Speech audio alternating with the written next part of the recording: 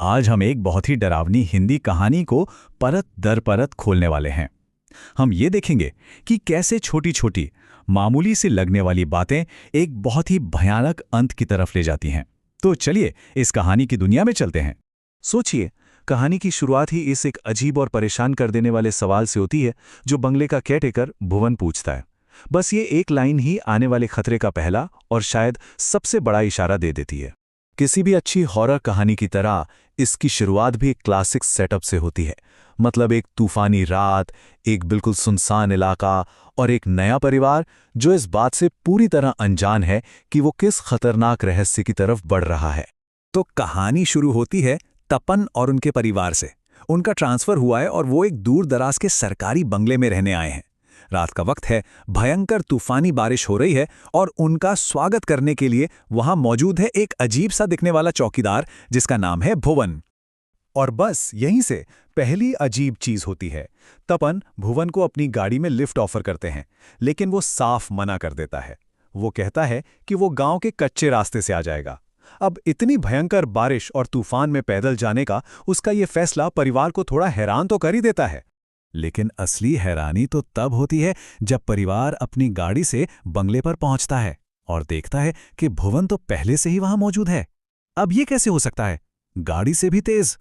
और जब उससे पूछा जाता है तो भुवन साफ मुकर जाता है कि परिवार ने उसे नदी के पास कहीं देखा भी था। ये बात इस रहस्य को और भी गहरा कर देती है। खैर, अगली सुबह होती है। तूफान तो थम जाता है, लेकिन वो जो बेचैनी है ना, वो अब और बढ़ने लगती है। अब एक एक करके ऐसे संकेत मिलने शुरू होते हैं जिनसे साफ पता चलता है कि इस बंगले में कुछ भी ठीक नहीं है। भुवन फिर एक और अजीब सी चेतावनी देता है। वो परिवार से कहता है कि नदी का किनारा बहुत सुंदर है, लेकिन अच्छा होगा कि आप लोग उससे दूर ही रहें। परिवार को लगता है कि वो बस उनकी सुरक्षा के लिए कह रहा है, पर असल में ये एक और अशुभ इशारा था। और इसके ठीक बाद उन्हें कुछ ऐसा दिखता है जो दिमाग को चकरा देता है। घर के बाहर कीचड़ में पैरों के निशान बने हैं, लेकिन ये निशान घर से नदी की तरफ जाने के नहीं हैं, बल्कि नदी से घर की तरफ आने के हैं। और सबसे डरावनी बात, जैसा भुवन ने इशारा किया था, ये निशान किसी के उल्टे पैरों के लगते हैं। तो देखिए यहाँ क्या हो रहा है। एक तरफ तो एक नॉर्मल जिंदगी शुरू करने की कोशिश है। परिवार अपना सामान खोल रहा है, घर सेट कर रहा है, नई जिंदगी के सपने देख रहा है। और दूसरी तरफ एक अनजाना अनदेखा खतरा, चौकीदार की रफ्तार, उसकी चेतावनियां, उल्टे पैरों के निशान धीरे धीरे उनकी दुनिया में घुस रहा है। अब कहानी का फोकस परिवार की बड़ी बेटी सुगंधा पर शिफ्ट होता है। वो बेचारी अनजाने में ही उस अलौकिक ताकत का पहला निशाना बन जाती है।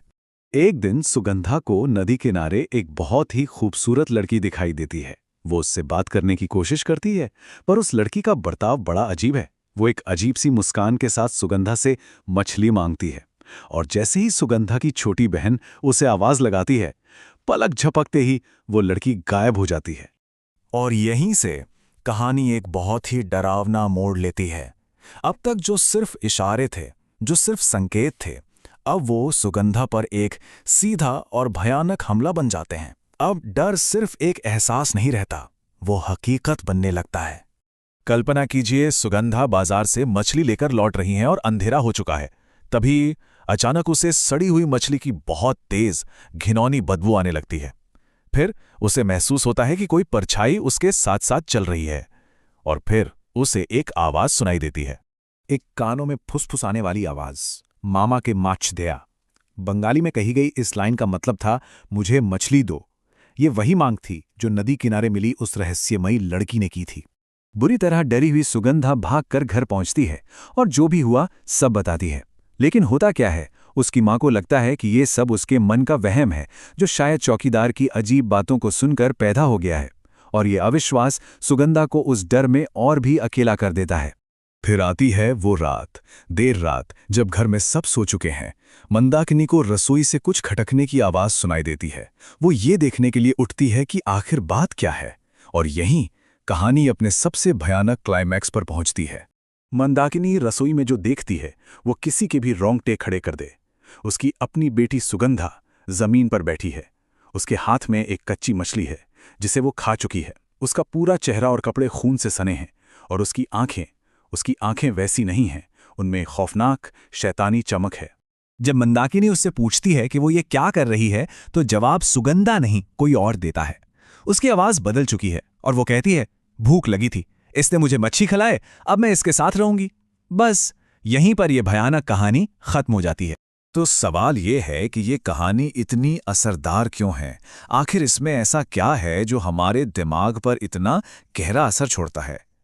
चलिए अब इस कहानी के उन हिस्सों को तोड़कर देखते हैं जो इसे इतना डरावना बनाते हैं।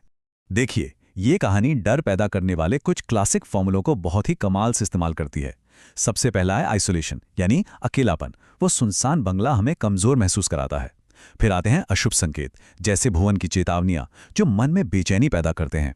इसके बाद है रहस्यमयी घटना, जैसे उल्टे पैरों के निशान, जो हमारे लॉजिक को चैलेंज करते हैं। फिर होता है सेंसरी अटैक, सड़न की गंध, एक अनसुनी आवाज। ये चीजें सीधे हमारे डर को हिट करती हैं। और आखिरी में सबसे भयानक चीज है मासूमियत का खत्म होना, मतलब एक बच्ची पर भूत का कब्जा, जो हमारे सबसे गहरे डर को छूता है। इस कहानी की सबसे बड़ी खासियत है इसका स्ट्रक्चर। डर आपको एक झटके में नहीं दिया जाता, नहीं, उसे धीरे धीरे परत दर परत बनाया जाता है। कहानी एक हल्की सी बेचैनी से शुरू होकर एक सीधे हमले तक पहुंचती है और फिर आखिर में एक भयानक कब्जे पर जाकर खत्म होती है। डर की ये धीमी आंच ही उसे और ज्यादा यादगार बना देती है। और ये सब हमें एक बहुत ही बड़े सवाल पर लाकर छोड़ देता है कि आखिर मेछो भूत जैसी लोक कथाओं में छिपा ये डर आज भी हमारे लिए इतना असरदार क्यों है? क्या ये सिर्फ एक कहानी है, या फिर हमारे अंदर बसे किसी पुराने गहरे डर की